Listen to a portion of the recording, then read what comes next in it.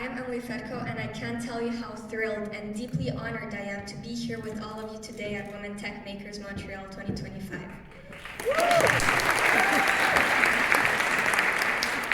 And yes, this is an incredible event. I mean, this isn't just a tech event. It's a celebration of ideas, visions, resilience, and the next generation of change makers. Standing here surrounded by all of this incredible energy, I feel like I'm at the heart of something truly transformational. Today, I'd like to take you on a journey that starts with a single line of code and takes me into the world of artificial intelligence, deep learning, hackathons, and cutting-edge neuroscience labs. The title of my talk is From First Lines of Code to Neural Network, the start of something greater. Why this title? Because that's exactly what it's been for me. It's not just a personal journey, it's the spark of something greater, something with ripple effects I never expected, something that grew beyond the screen and into the real world.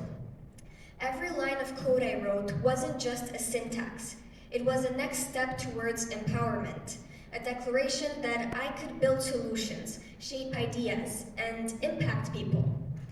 If I would have told my 8-year-old self that I would one day be presenting my AI research at a world-class neuroscience symposium, I would have laughed and gone back to watching YouTube tutorials on how to build an app. But here I am, and my hope today is that through my story, you'll see just how possible it is, no matter your age, your background, or your starting point, to make your mark in this incredible world of technology. This is one of my favorite quotes of all time from science fiction writer Arthur Clarke. Any sufficiently advanced technology is indistinguishable from magic. At the time, I didn't fully grasp this quote, but I felt it. I'd stare into my computer and wonder, how does it recognize my voice? How does it know where I am or recognize words I don't even understand?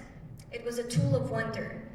And back then, I didn't know what algorithms were, and I had never heard of neural networks. But I had one thing: curiosity.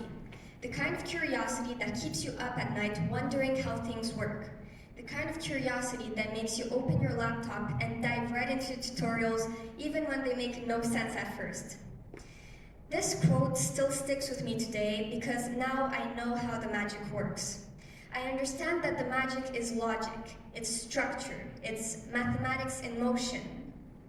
And every time I build something new, I feel like I'm crafting a little spell of my own. What if I could create that magic myself? That one question changed everything for me. It didn't come from a classroom or a textbook. It came from a spark, a sense of wonder that turned into a challenge I couldn't ignore. What if I didn't just admire technology? What if I learned how to shape it? What if I didn't wait for someone to build the tools I needed? What if I built them myself? Let's rewind to 2019, a year that changed the world for all of us. School closed, streets emptied, and suddenly the world felt very unsure. But something else happened too. I realized that in moments of crisis, people tend to look for answers, and too often what they find is misinformation. I saw it everywhere: conflicting advice, panic, confusion. I knew I wanted to do something. So I sat on my computer and I started coding an app. I didn't have a roadmap and I didn't even know what I was doing, but I had a lot of stubbornness and the belief that maybe I could help. That's how Avoid Infection was born. It's a simple hygiene education app, but I designed it to be accessible and science-based. Then I sent it to the FEEP Innovation Competition and told myself, well, at least I tried. And then, in 2021, it won the Coup de Cœur Award. That moment changed everything for me. I went from a girl who liked computers to someone who realized she could use them to make a real-world impact. And I think this moment really started a fire in me that hasn't gone out since. That fire led me straight into Technovation's arms.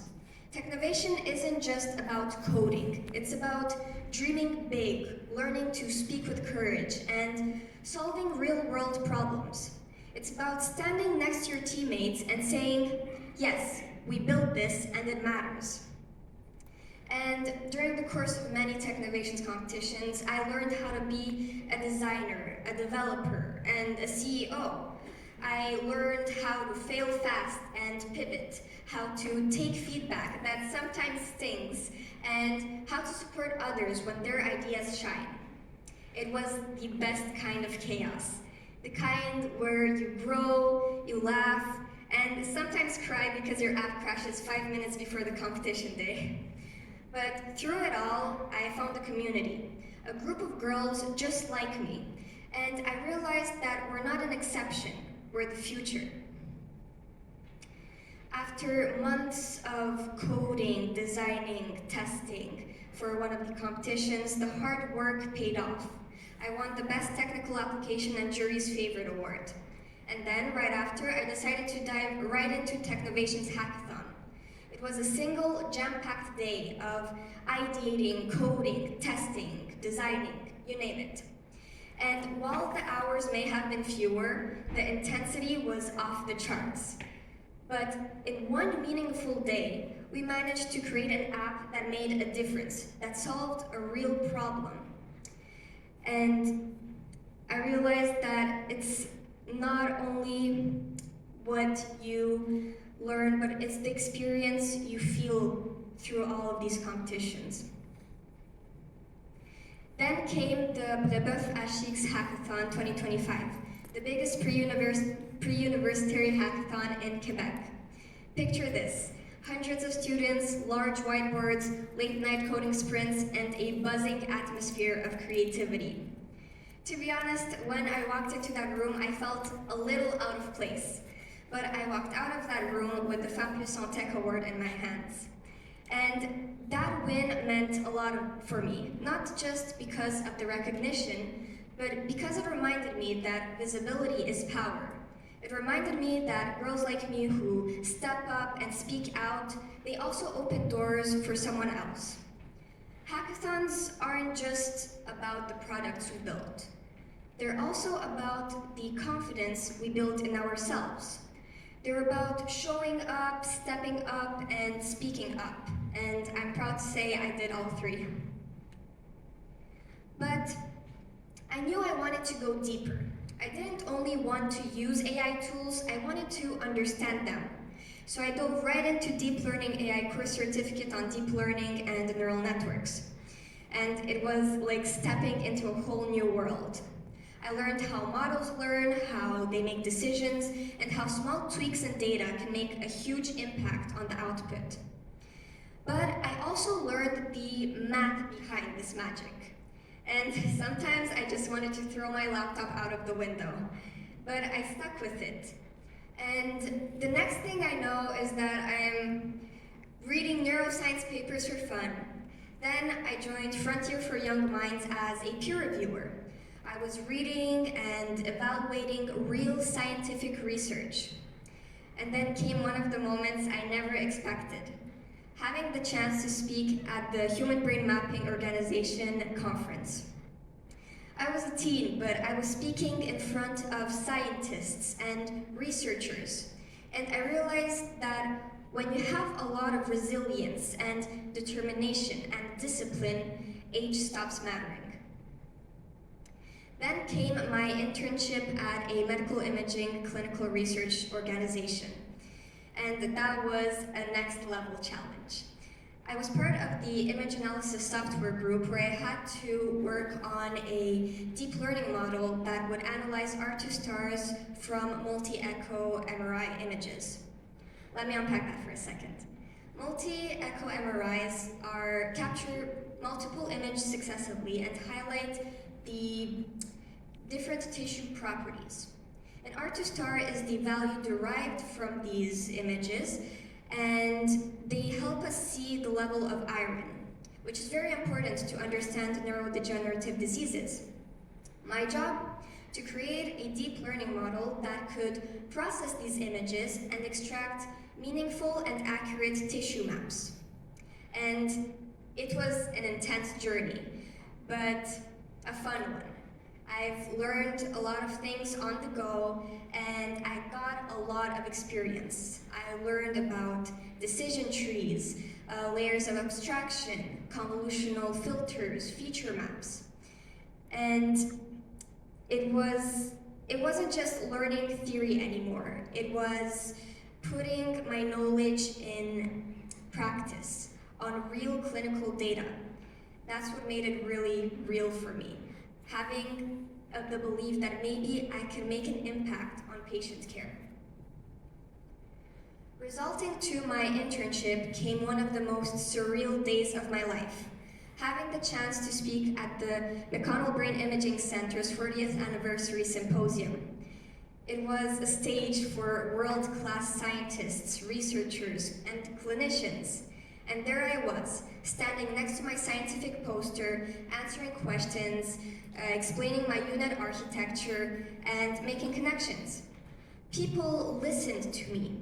They took notes and they asked follow-up questions. And for the first time, I saw myself as being a researcher, a contributor.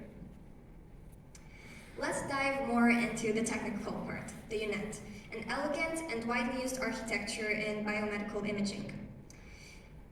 On a high level, it's what's called a convolutional neural network, but with a twist. It's shaped like the letter U. On the left side, we have what's called the encoder, also known as the downsampling path. It's where the model compresses input images and applies filters that makes the model recognize edges, shapes, and textures. Down the downsampling path, the image gets smaller but richer in information. On the bottom of the U is what we have the bottleneck. And from there, we start the decoder or the upsampling path. That's where the model tries to reconstruct the image and also gradually increase its resolution. But here's the magic part: skip connections. These are shortcuts between the encoder and decoder layer that allow the model to combine deep abstract features with fine details from earlier in the network. Think of it as baking a cake and decorating it with ingredients you saved from earlier. It has both the structure and the taste. That's what makes UNET so essential for pixel-level precision. Let's take a break from brain scans and look at how the UNET works with general images. Let's say we feed into the UNET an image of a dog on a couch. Our goal is to segment it, so to separate the dog from the couch. With training data, the model can learn how to classify each pixel. Is it a dog or is it a couch? And it doesn't just do it randomly. It learns from hundreds or even thousands of examples, refining its accuracy each time. And UNETs are very useful in different domains, such as self-driving cars, where they have to detect lanes or different cars, pedestrians. Also in agriculture, for example, to detect different plant diseases. And the architecture of the UNET doesn't change, just the data does. That's what makes it so accessible and easy, well, not easy to use, but easy to put the data and make it work. Make it learn new things. Let's get back to brain imaging. So in brain MRIs, distinguishing the difference between different tissues is crucial. The UNET model can be trained to label each pixel as white matter, gray matter, or cerebrospinal fluid. And why does this matter? Because small changes in brain tissue volumes, they can be signs of Alzheimer's, multiple sclerosis, and other diseases.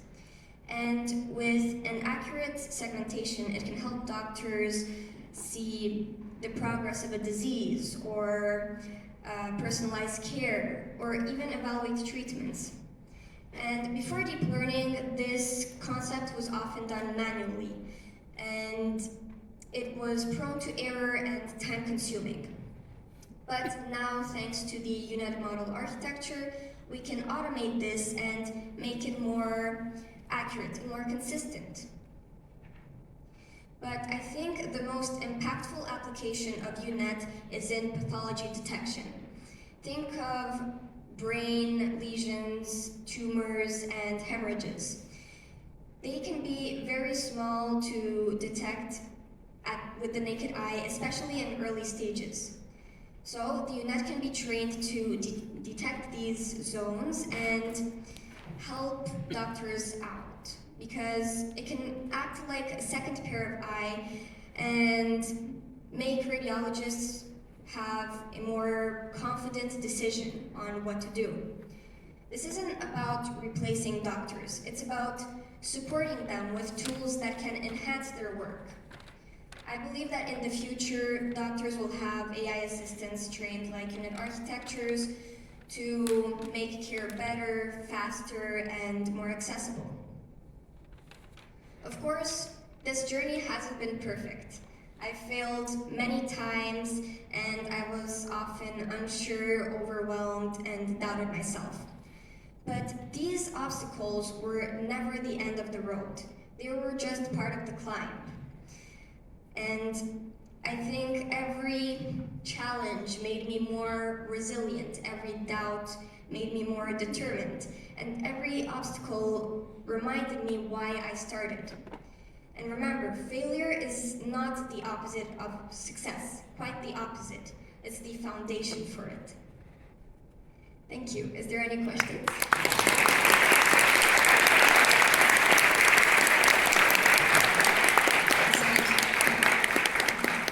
Anyone have any questions on the presentation? All right, I think that's it.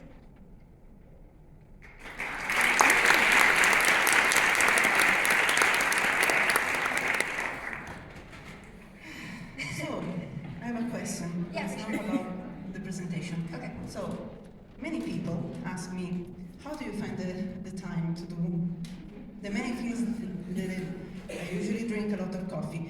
It's not a good habit. Okay. How do you find the time and also the passion? Because what you do is a lot of effort, work, I think you have a lot of things to say about this. Of course. So, of course, time is limited, but everyone in a day has the same amount of hours to do something and work on something. And personally, I mean, for me, this is more of a passion.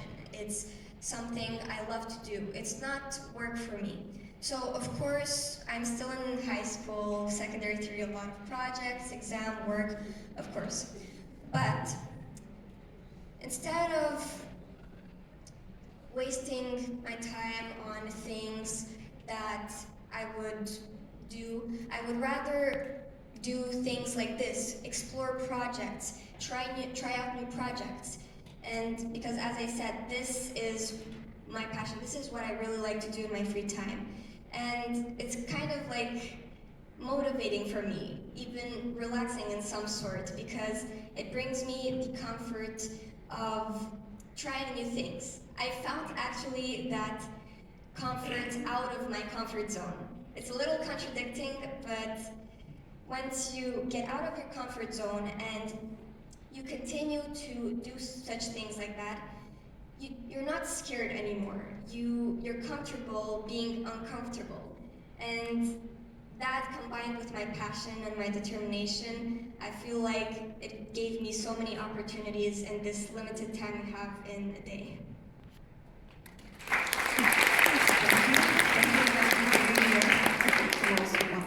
Thank you. I really love you. Thank you so much. Thank you so much. Okay, thank you again. I will take these. Thanks so much.